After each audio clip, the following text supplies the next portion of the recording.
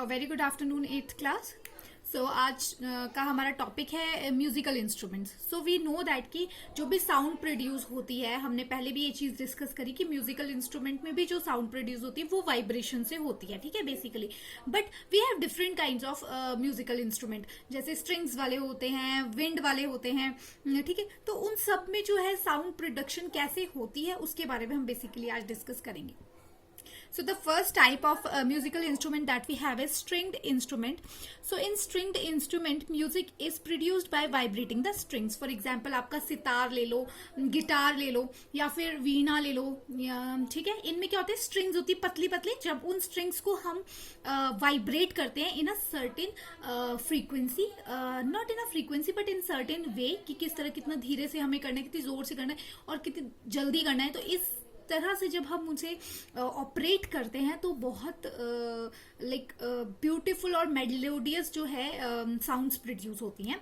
सो ये स्ट्रिंग्स में basically vibration करनी होती है स्ट्रिंग्स को। और आपने ये चीज भी नोटिस करी होगी कि जो नहीं करी है तो करना कभी, कि जो ये स्ट्रिंग्स होती हैं बेसिकली अगर मैं हिंदी में बोलूँ, जो तार होती है उसकी, ठीक है, सितार की या वीणा की या गिटार की जो तारें होती है वो बहुत टाइट होती है। ऐसे नहीं लूज से उनको उन्होंने टाई अप किया होता है, बहुत ज्यादा टाइट होती है, ताकि जब आप उसको वाइब्रेट करो तो उनकी वाइब्रेशन बहुत ज्यादा प्रोमिनेंट हो, ठीक है। तो उसके लिए ये चीज भी होती है कि वो काफी ज्यादा, जो भी ये चीजें बनी होती हैं इनमें काफी ज्यादा साइंस और काफी ज्यादा टेक्निक्स जो होती हैं वो लगी होती हैं।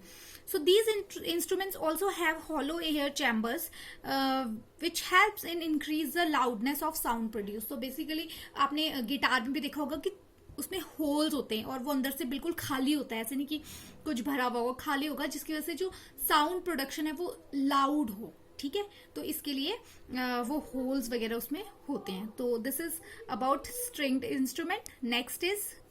Next one is wind instrument. So wind instrument is like whistles या flute या शहनाई वगैरह जो हमारे पास होते हैं, ठीक है। इनको हम with the help of wind जो है हम इनको प्ले करते हैं। सो बेसिकली इनमें होता क्या है, इसमें होल्स बनाए होते हैं सर्टेन दूरी पे, और वो होल्स भी आप देखना कि सेम नहीं होते हैं, ऐसे नहीं कि सेम ही डायमीटर के वो होल्स बनाए होते हैं, वो डिफरेंट डायमीटर के होल्स होते हैं। और उसमें आप देखना कोई थोड़ा सा बंद होगा, थोड़ा सा खुला, लाइक इस तरह से आप फ्लूट में ये चीज देख सकते हो कि इस तरह से होल्स होते हैं। तो जो वो एयर की पैसेज होती है वही क्या है, साउंड प्रोड्यूस करने में हेल्प करती है।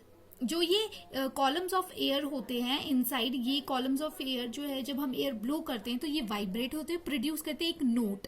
सो बेसिकली अगर हम म्यूजिकल टर्म में देखें तो नोट क्या होता है, एक साउंड होती है of particular frequency, that is known as note. High note, low note में हम बोलते हैं ना, जब वो लोग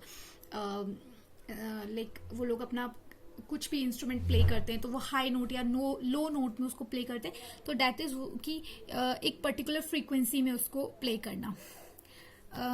The next one is percussion instruments. So in this kind of instrument, vibrating skin or membrane produce a musical sound. For example, drum, tabla, उसमें क्या होता है, आपने देखना कभी कि उसका जो ऊपर का सरफेस होता है वो बहुत ज्यादा अलग मटेरियल का बना होता है, सो दैट कि एक पर्टिकुलर साउंड वो प्रोड्यूस कर सके, वो साउंड प्रॉपर लाउड हो, फ्रीक्वेंसी उसकी अच्छी हो। तो इसके लिए जो है एक प्रॉपर अमाउंट ऑफ स्किन जो होती है, आप देख सकते हो स्किन जो होती है उनकी बहुत ज्यादा डिफरेंट काइंड ऑफ स्किन, ऐसे नहीं नॉर्मल कुछ भी उठा के उन्होंने लगा दिया और फिर उसको बजा रहे हैं, ऐसा नहीं होता है। सो ये जो भी चीजें बनती हैं, या अगर हम इंस्ट्रूमेंट भी देखें, म्यूजिकल इंस्ट्रूमेंट भी देखें, या कोई भी और चीज हम देखें, तो उसमें बहुत प्रिसीशन होता है, उसमें बहुत टेक्निक्स यूज की होती है। ऐसा नहीं होता है कि उन्होंने ऐसे ही बना दिया होता है कि अब जैसे अब तो लोग म्यूजिक को काफी ज्यादा सीरियसली लेते हैं, बट पहले जब नहीं लिया जाता था तो वो सोचते थे बस ये ऐसे ही बना दिया है। तो नहीं, ऐसे नहीं बनाया होता, उसमें काफी ज्यादा टेक्निक्स और काफी ज्यादा साइंस लगी होती है अगर आप ध्यान से देखें तो। So the next kind of musical instrument that we have is reed instrument. So musical instrument like harmonium or mouth organs are called reed instrument. Reed instrument contain metal reeds which produce sound when air is blown through it. So harmonium में आपने देखा होगा कि उसमें ना ऐसे zigzag पे ऐसे मेम्ब्रेन सी लगी होती है, जिसको हम जब कंप्रेस और रिलैक्स करते हैं और उसमें होल्स भी होते हैं छोटे छोटे, सो वो बहुत अच्छी साउंड जो है वो प्रोड्यूस करता है. सो ये भी ऐसे इंस्ट्रूमेंट्स को हम रीड इंस्ट्रूमेंट्स जो है वो कहते हैं. So and the last instrument, musical instrument that we have is घनावाद्य. तो इसमें बेसिकली मटका वगैरह जो होते हैं या मड पॉट जो होते हैं वो जो बजाते हैं, वो सारी चीजें इसमें यूज होती हैं. ठीक है, तो जैसे मंजीरा वगैरह जो हम बजाते हैं, या फिर जो मड पॉट होता है, मटका वगैरह जो होते हैं, वो सारी चीजें इसमें बीट की जाती है. उसमें से भी बहुत अच्छी साउंड्स जो है वो प्रोड्यूस होती है. बट जो भी ये साउंड्स प्रोड्यूस हो रही है, इनको एक पर्टिकुलर फ्रीक्वेंसी में प्रोड्यूस करना है, इनकी लाउडनेस, नोट अच्छा होना चाहिए. सो इन सब टेक्निक्स का ध्यान रखा जाता है. और उसी तरह से ये नहीं कि हम क्योंकि अगर ये सारी टेक्निक्स यूज नहीं करेंगे तो हर कोई तो म्यूजिकल इंस्ट्रूमेंट प्ले करने शुरू कर देगा, कि हर किसी को आ जाएंगे. But they have certain kinds of technique to use them, तभी जो है इतना सुरीला जो है म्यूजिक जो है वो प्रोड्यूस हो पाता है. So these were the few musical instruments that we can play by using the science, of course. So this is it about your topic. Let's move towards the questions.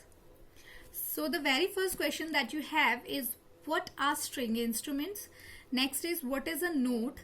Third question is, give examples of percussion instruments. Thank you.